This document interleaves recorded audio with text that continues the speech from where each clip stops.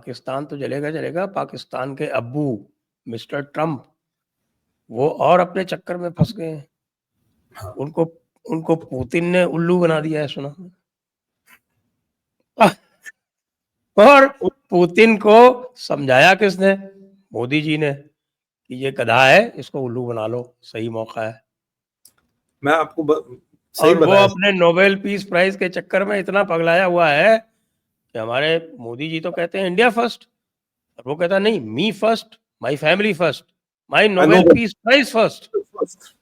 and I also want to be in Guinness Book of World Records for the leader who asked for the Nobel Prize for himself. उसके कीर्तिमान है, अच्छा, कोई कुछ भी नहीं करेगा। वो जो जा रहा है यूक्रेन में करने, मतलब मजे की बात यह है कि साहब की यूक्रेन के लिए पीस टॉक करने जा रहा है और यूक्रेन उसमें शामिल ही नहीं है। यूक्रेन नहीं है सर, पूरा यूरोप परेशान है। कह रहा भाई एक बात बता, यूक्रेन नहीं है, यूरोप को तूने ले लिया। सबसे बड़ा खतरा अगर पुतिन को, वो यूरोप को है, वो पोलैंड, हंगरी वंगरी जो उसके रशिया के आसपास के अगर है, वैसे तो कहानी है, वो है कोई नहीं। अगर है तो कह रहा है यार तुमने हमसे पूछा नहीं, तुमने ज़ेलेंस्की को नहीं। मैं आपको इसकी 1 मिनट में इसकी समरी बता देता हूँ। पहले इसने क्या किया, इसने बोला अगर पुतिन नहीं माना, पहले बोला कि मैं आज जनरल रूट से बात करूंगा, नेटो के बॉस से, मैं बताऊंगा क्या करना, दुनिया देख रही क्या करेगा। तो उसने बोला भाई साहब देखो हमारे पास हथियार है नहीं, 8 दिन के हथियार हमारे पास है, उसके बाद न्यूक्लियर जाना पड़ेगा, असला बनाने की हमारी कैपेबिलिटी है नहीं। तो इसने बोला अच्छा मैं 50 दिन का समय देता हूँ, 50 दिन में पुतिन को सरेंडर करना। पुतिन ने सरेंडर क्या किया और चीजें बढ़ गई। फिर वो हमारा पार्लियामेंट वाला अधिवेशन आया तो मोदी जी ने, मतलब अब क्या बोलूं, अब वैसे मोदी जी ने तो जो बोला सच बोला, इसका ऑटोमेटिकली चीरहरण हो गया। ऑटोमेटिकली हमने किया नहीं, हुआ इसका। जब ये दुनिया के हर मीडिया में चाहा तो ये बेचारा बौखला गया, इसे 25% टैरिफ लगाया। फिर डोवाल साहब गए मॉस्को तो इसने 50% टैरिफ लगाया। फिर मॉस्को गए तो मोदी जी ने बोला जी मैं तो एससीओ में जा रहा हूं। फिर इसलिए और बौखला गया, इसने बोला यार अब, फिर इसने पहले पुतिन का जो गोस्ट फ्लीट है उसको अटैक करने का इन्होंने कार्यक्रम बनाया। वो रशियन इंटेलिजेंस ने उस पर काफी लेख छप दिए। फिर जर्मनी में एक खबर आई कि यार नेटो का चार्टर 5 ये टेस्ट करना चाहते, जरा बच के रहो। पूरा यूरोप काम किया। फिर इसके बाद वो उसने बोला अच्छा अब मैं जरा अपनी न्यूक्लियर सबमरीन्स को तुम्हारी ओर भेजता हूं। तो मेंडीव ने, दिमित्री ने जवाब दिया, बोला बेटा डेडमैन स्विच भूल गया, डेडमैन हैंड भूल गया, वो अब भी सक्रिय है, और अगर वो एआई एनेबल्ड हो तो पता नहीं क्या क्या कर ले। तो इसने कहा अच्छा, तो रशियनों की सबमरीन घूमने लगी और रशियनों ने कहा हमारे पास तो हजारों मिसाइलें तैनात है, ओर्शनिक तो हमने हजारों में बनाई है। रशिया आईएनएफ से निकल गया, कह रहा आईएनएफ हम नहीं मानते।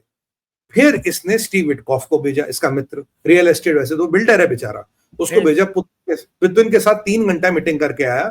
ये गया था मनाने, पुतिन जी आप आइए हमारी डेस्टिनेशन पे, दिमित्री को बिठाएंगे और आप आपस में बायलैटरल करेंगे, और ये ट्रम्प बनेंगे मामा, कल्लू मामा, मतलब ये दोनों को मांडवली कराएंगे। उसने कहा भैया मैं इंटरेस्टेड नहीं हो जाने, वो वहां चला गया।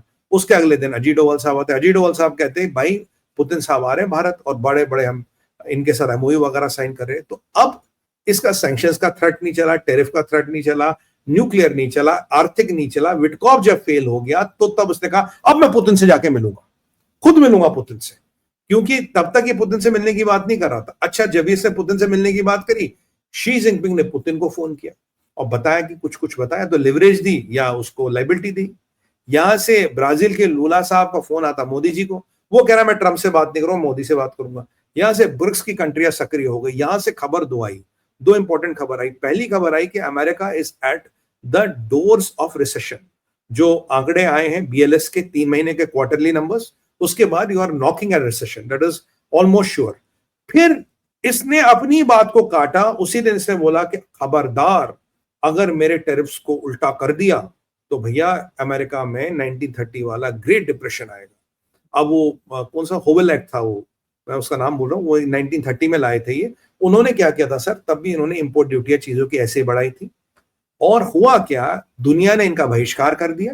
उन्होंने तब भी बोला अगर अमेरिका से व्यापार करना इंपोर्ट ड्यूटियां इतनी लेंगी, जिसको ये टॉम उसका नाम मैं बोल रहा हूँ, हुवेल था, हुवेल वेली एक्ट या कुछ 1930 में आया था। हर्बर्ट हुवर, नहीं, कुछ उसका हेली का नाम slipping my name. It was a act जिसके कारण ग्रेट डिप्रेशन आया। उसमें क्या हुआ, उन्होंने बोला अगर अमेरिका से व्यापार करना आपको इतनी इंपोर्ट ड्यूटी देनी है। इसी ने उसी मॉडल को कॉपी करके बोल दिया भाई अगर अमेरिका से व्यापार करना इतना टैरिफ देना है, इंपोर्ट ड्यूटी का नाम इसने टैरिफ कर दिया। अब जब ये हुआ, आपको पता संजय सर, दुनिया ने जब इनका बहिष्कार किया 1930 में, 4 साल के अंदर अंदर अमेरिका का जीडीपी 65% श्रिंक हो गया और आया ग्रेट डिप्रेशन, जिसपे अमेरिका लगभग दिवालिया होने के कगार पे आ गया। वही अब जो ट्रंप को ये सारे प्रकरण दिखे, सारी चीजें दिखे, अब ट्रंप ने क्या बोला, कल को अगर ये हो गया ये मत बोलना मैंने नहीं बोला था, आई वॉन्ट यू बिफोर। उसे लगा भैया अब फटी में मिलना पड़ेगा पुतिन से, with all these fiascos hanging on my head, I cannot Smoot Hawley tariff Smoot Hawley tariff correct. Hawley मुझे याद था, स्मूथ नाम बोल गया। स्मूथ हॉली टैरिफ के बाद ही डिप्रेशन आया था। एग्जैक्टली वही मॉडल है सर ट्रंप वाला जो ट्रंप अभी कर रहा। फिर क्या हुआ, और जब ये सारे प्रकरण आ गए तो इसने बोला अब पुतिन से मिलना पड़ेगा, because I cannot have a military पंगा विद पुतिन। तब से शी ने पुतिन से बात कर ली, मोदी जी से बात हो गई, ब्रिक्स के देश एक साथ हो गए, मोदी जी की लूला ने मोदी जी को फोन लगाया, मतलब इसको देखा यार पूरी दुनिया एक तरफ। उसमें तो यही हुआ था ना सर, स्मूथ हाली में 4 साल में दे लॉस 65% ऑफ जीडीपी, क्योंकि वर्ल्ड ने इनको एलिनेट किया।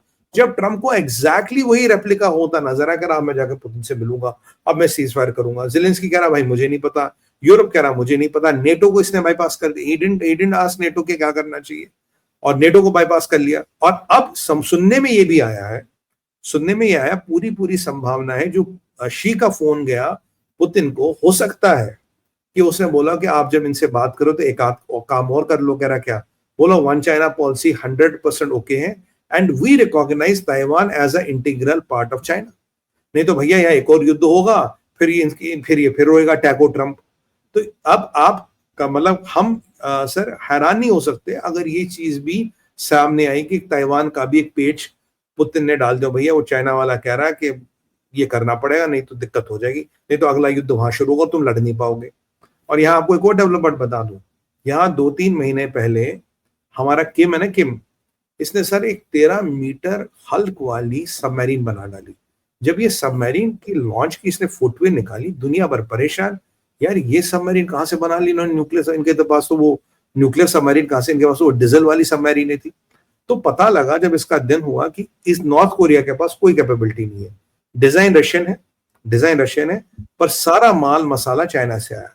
जो उसके वर्टिकल लॉन्च ट्यूब्स है, जो उसके अंदर what you call this nuclear reactor है, सब चाइना से आया।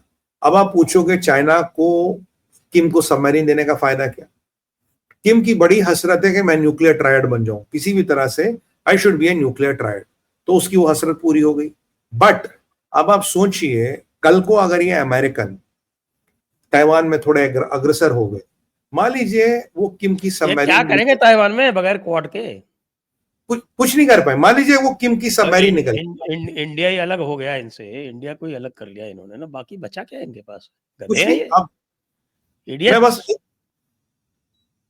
बस 1 सेकंड में कंप्लीट कर रहा हूं। अगर वो सबमरीन निकल गई किम की, तो ये अगर इन्होंने किम से लड़ लिया, जापान और साउथ कोरिया गया, they can not afford this.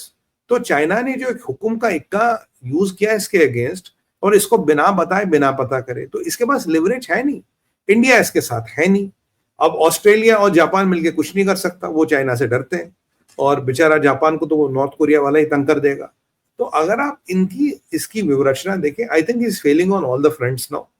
एक तरफ तो लगता था कि टेरिफ इसने चाइना को आइसोलेट करने के लिए या डिलिंकिंग ऑफ सप्लाई चेन्स के लिए किया था, वो तो ठीक था, पर अब हर एक पे ही लगाए। ये जो 1930 वाला एक्ट है स्मूथ हार्वे वाला एक्ट, तो ये वही उसका रेप्लिकेशन है। उसके बाद क्या हुआ, ग्रेट डिप्रेशन, और उसकी वार्निंग ये ऑलरेडी दे चुका है। ये ग्रेट डिप्रेशन की वार्निंग दे चुका है सर, कि कल को मुझे मत बोलना, फिर बोलेगा मैंने पहले ही बोल दिया था, अजय जुडिशरी ने ओवरटर्न किया। इसके मागा के भी supporter, except immigration, they are not happy with anything. Immigration को लेके इससे थोड़ा खुश है, बाकी इसकी किसी भी हरकत पे खुश नहीं।